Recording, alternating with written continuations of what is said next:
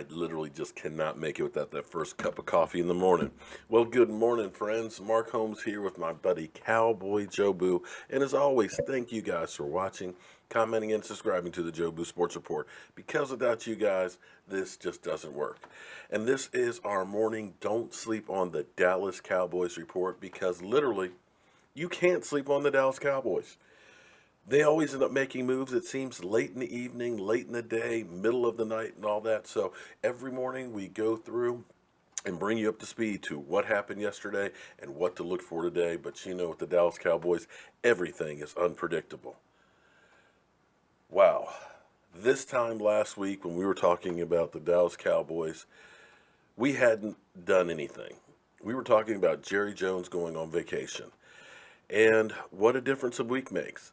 In that week, we have actually gotten some depth. And I know some of you guys say, whoa, big deal, we got some depth. Well, hello, we need depth. We got Joe Thomas, middle linebacker from Green Bay. You know, that's definitely going to help plug a hole and everything else. I'd still like to see a step above what we have there, but it's a start. You know, we got Deontay Thompson, you know, basically a special teams guy, third, fourth wide receiver. We ended up getting Allen Hurns, a definite number 2 wide receiver, and a little bit of speed that I think is going to help out the offense tremendously. And of course, we got Cameron Fleming from New England, you know, offensive tackle. I think that opens up the door for La'el Collins to go back to guard, a position where I think La'el Collins is better suited, and I believe he can be an elite guard as opposed to an average to above average tackle. I really think that would be a great move. But on top of that, we got Marcus Martin, some more depth, maybe a swing guard. He can also play center. That's actually another really good move. So all of these moves, and re-signing Joe Looney, you know, we need him for giggles and laughs and everything else, as well as to play guard. And getting a fullback, we're just going to call him J.O. because I'm going to butcher his name as always. So all of these moves have shored up the offense, and I like them because what our biggest problem is once we lose our starting guys, and you know you always lose starting guys, we don't have competent people to take the roles. We have such a big drop-off, so this I'm happy with. But so far on defense, the only thing we've done is we've franchise tagged DeMarcus Lawrence. You want to keep him. We have tendered David Irving. You want to definitely keep him. And we signed Joe Thomas as a linebacker. And that's all we have done for the defense. And looking at how the Cowboys have loaded the offense, you see we're going back to smash mouth. Zeke Elliott is going to be the focal point, and then we'll be doing a lot of play action and run option passes and so on. So you can see where the offense is headed. On defense, I think we're going to draft kind of heavy. And since we have made so many moves to shore up a lot of stuff, I believe with 10 picks and the draft being in Dallas, that Jerry Jones, who's been awful silent this offseason since the whole fine with the NFL owners and commissioner, they have truly taken him down quite a few notches. He has been hardly seen anywhere talking about much of anything. In fact, it's kind of amazing that he was on vacation while the Cowboys have been doing all of this work and all these free agent signings. I do believe that Will McClay truly is the GM for the Dallas Cowboys, and I'm not mad about that. The defense. I feel, I'm going to put this out here, this is going to be the guy that I want, and I've been already talking about this. Vita Vea. Vita Vea, a beast in the middle. You've got pass rushers on the edge. But when you control the middle, you control the field. Vita Vea is a big, immovable object in the middle.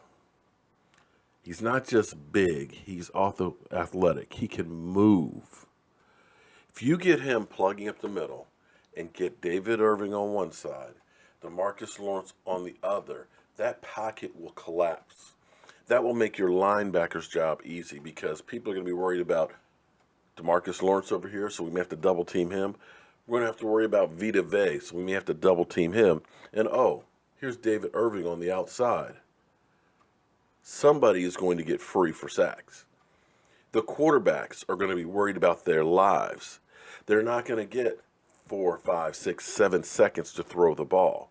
It will make everybody on every single level better. If your linebackers are clean because he's getting double teamed in front of me, I can scrape and move and fill in the holes like the defense is designed. Vita Vea is the Warren Sapp of that Tampa 2 defense.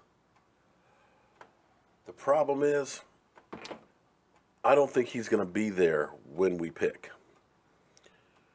Now, Calvin Ridley may be there. Will Hernandez may be there.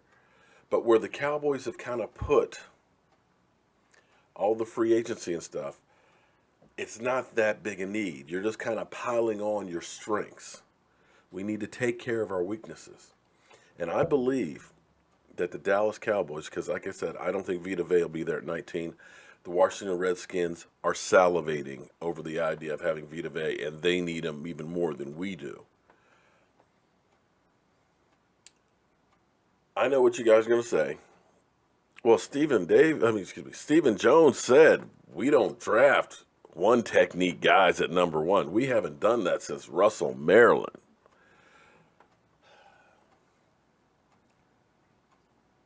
The NFL is never going to let you know what they really want to do. Okay? Let's be honest here. The last thing as an NFL team you want is somebody to know what you are planning to do. Because if somebody knows this is the guy you want, it's going to cost you more. It's like going and buying a car. If they know you're willing to spend $20,000 on the car, you're going to spend $20,000 on the car, if not more. They think you only got 15. Well, you can maybe get talked up to 17 and a half. So when they say we're not interested, well, who saw Zach Martin? Did they say we were interested in drafting Zach Martin? All you heard about was we love Johnny Manziel.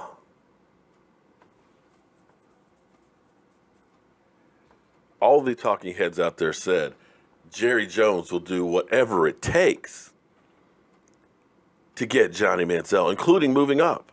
I believe that's what Adam Schefter was talking about during that draft. But they took Zach Martin. And usually you never really know. It's almost a surprise. You're scratching your head that, what? Remember when they traded back and took Travis Frederick? Picked up a third round pick from San Francisco? Everybody was like, what? I believe that Jerry Jones is going to take those picks. He's going to make a package move, and he's going to move up, and I think he's going to take Vita Vea, and I don't think it would be a mistake. I'm not one who believes in moving up. I don't. To me, it risks too much because now you're not talking about one possible player. You're talking about 2 for 1.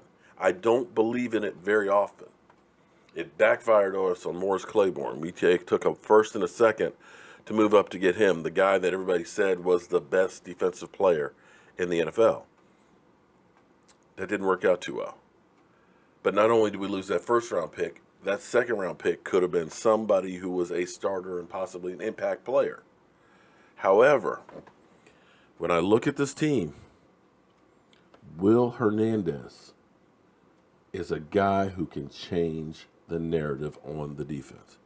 And I know some guys are beating me down and say, well, defense wasn't that bad last year. No, we were 8th ranked in yardage and so on, but we didn't get turnovers. And turnovers are the biggest key. And how you get turnovers? Aggressive cornerbacks, and an aggressive defense, and a defensive line that scares the piss out of a quarterback. You put Vita Vea in the middle, you're going to scare the piss out of a lot of quarterbacks.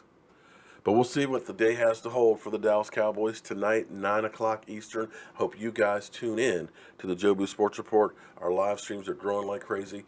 We may take some calls from you guys tonight. Of course, my man John and Irvin will definitely be here, and we'll be breaking down everything that transpired this weekend with the Cowboys and what to look forward to as we start preparing for the draft. And, of course, we'll have our drawing. Tonight we are drawing for a Tyrone Crawford autographed Jobu t-shirt. Wizzy Wonka actually won our one on Friday night. So thank everybody for all the support and everything else. If you want to be part of that, just do a super chat, or if you go to CowboyJobu.com, there's a donate button on there. Click on that and make a donation, and you are entered in our drawing. I'm Mark Holmes. This is Cowboy Jobu, and thank you guys for listening to Don't Sleep on the Dallas Cowboys. We'll see you soon with any news on the Dallas Cowboys. Hello, friends. Cowboy Jobu here with an unsolicited opinion on the Jobu wings. You were saying about the wings? The wings are the best I've ever had. Hands down. Awesome. Okay. Well, we've been passing out our recipe. If you actually look on our YouTube channel, we have all the recipes for all this stuff on here. With the women, with the ladies. You know that. Okay. Slide in a little bit here. Okay. All right. So on 3. Okay. Get in there, man. Okay, we're going to do How About Them Cowboys. Okay? All right, everybody, on 3, How About Them Cowboys. 1, 2, 3.